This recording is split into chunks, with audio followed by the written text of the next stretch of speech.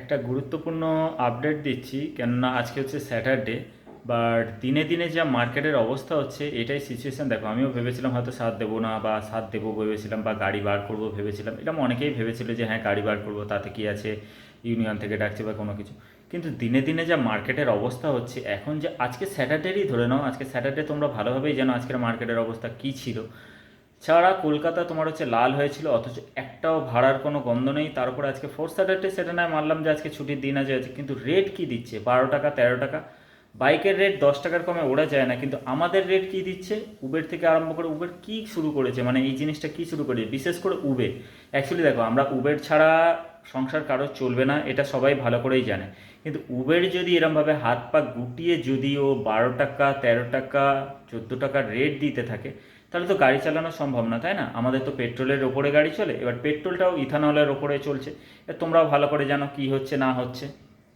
তাই তোমাদের কাছে একটাই আবেদন আছে, যে সোমবারটা সবাই মিলে একসাথে পালন করো। কেননা বাইক বলো গাড়ি বলো, সবাইকে একসাথে হতে বলছি। তোমরা সেদিনের টোটাল ডিভাইসটাকেই অফ রাখো, টোটাল ডিভাইসটাকেই অফ রাখো। যখন কাস্টমার দেখছে যে কম ভাড়া যেখানে, সেখানেই আগে করে চলে যাচ্ছে, অথচ ইনসেন্টিভ মানে টিপস দিয়েও কোনো হচ্ছে না।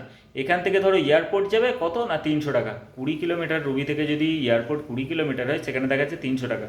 300 টাকার জায়গাও 280, কখনো 90, কখনো প্রায়োরিটি ভাড়ায় করলে তাহলে। কিন্তু একটাই কথা বলবো, সিডান প্রাইমের সাথে কিন্তু কোনো মতে হ্যাচব্যাক গাড়ি বা উবের গোকে তুলনা করবে না। উবের গো সব কটাতেই ঢোকে, এক্সেল গাড়িতেও উবের গো ঢোকে, সিডান গাড়িতেও উবের গো ঢোকে, কিন্তু হ্যাচব্যাক গাড়িতেও উবের গো ঢোকে, ঠিক আছে? কিন্তু প্রাইমের ভাড়া আলাদা, আর এক্সেলের ভাড়া আলাদা। আর এই জিনিসটাই আমি তোমাদের সবাইকে বোঝাতে চাইছি, যে যদি বন্ধই হয় তাহলে সবাইকে একতা হয়ে সবার স্বাদ মিলিয়ে এইটাই লাস্ট পর্যন্ত দেখো না, যে একটা দিন আবার কি করে কি হয়।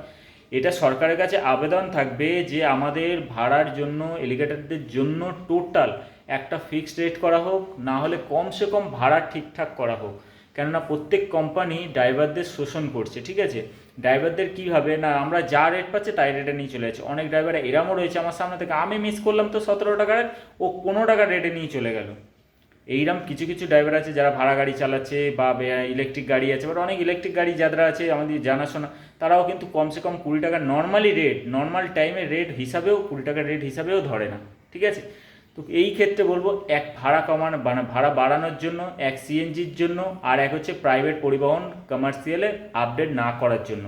এই কটা মানে এই কটা জিনিসকে যদি তুলে ধরা যায়, তাহলে দেখা যাক কি হয় না হয়। অন্তত সোমবার দিনটা সকাল 6টা থেকে বিকেল 6টা পর্যন্ত একদম টোটালি গাড়ি বন্ধ রাখো। সবাই সাথ দাও, আমার গ্রুপে যত মেম্বার আছে সবাইকে একই কথা বলেছি, তোমরাও সবাই সাথ দাও। সাথ দিলে একদিন না একদিন কোনো কিছু তো অবশ্যই হবে। দেখা যাক না 27শে জুলাইয়ের পর আবার কি অবস্থা হয় না হয়। যদি না শোনে তখন একটা ডিসিশান নেওয়া যাবে। আর এরপরে 27শে জুলাইয়ের পর কি হচ্ছে না হচ্ছে, তার পরের আপডেট বা কী সিচুয়েশান কী দাঁড়াচ্ছে না দাঁড়াচ্ছে, সব কিছু আমি নিজে তুলে ধরবো। আর সব কিছু কী করতে হবে তখন আমি সবার সামনে বলে দেবো, যে কী করলে কী করা যায়। তখন যদি মনে হয় যে আমাদের হচ্ছে কোনো সংস্থার কাছে যেতে হবে, বা আমাদের হয়তো মন্ত্রীদের কাছে যেতে হবে, তখন ব্যবস্থাটা নেওয়া যাবে। দেখা যাক না 27 তারিখের পরে কী অবস্থা হয় না হয়। উবের অফিসে গিয়েও তো সবাই দেখেছে, র্যাপিডোর অফিসে গিয়েও তো সবাই দেখেছে, কিন্তু ভাড়ার কেউ কোনো কিছু করছে না, যেই কে সেই রয়ে গেছে, ঠিক আছে? আরও ভাড়া দিনে দিনে কমছে। ইথানলে আমাদের ইঞ্জিনগুলোর 12টা বাজাচ্ছে, গাড়ির মাইলেজও অতি কম হয়ে যাচ্ছে। যেখানে আগে 16 থেকে 18 করে মাইলেজ পেতাম সিটিতে, সেখানে এখন 14-15 করে মাইলেজ চলে আসছে।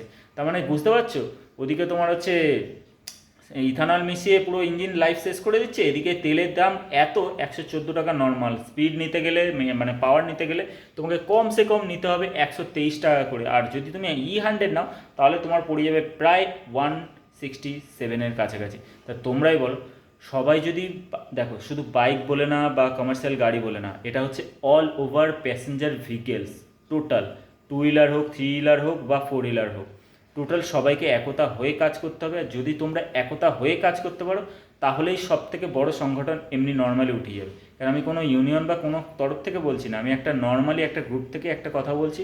আমার নাম সমীর। প্রত্যেকে, আমার যত গ্রুপ মেম্বার আছে, আমার ইউটিউবে যত চ্যানেলের মেম্বার রয়েছে ফ্যামিলির মতো, তাদের সবাই রিকোয়েস্ট রইবে, সোমবার দিনটা টোটালি ডিভাইস অফ রাখো। যদি জয়েন না হতে চাও, বাড়িতে থাকো, তাও ঠিক আছে, বাট গাড়ি বাইরে বাইর করো না।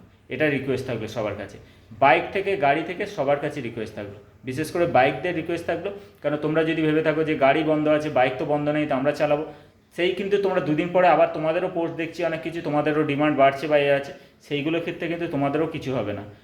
বাড়লে সবার বাড়বে, না বাড়লে কারোর বাড়বে না। কোনো রাস্তা, একটা না একটা রাস্তা আমাদের তৈরি করতে হবে। তার জন্য সবাইকে একতা হয়ে একটু সাথ দাও। 27 তারিখ টোটাল ডিভাইস অফ রেখে দাও।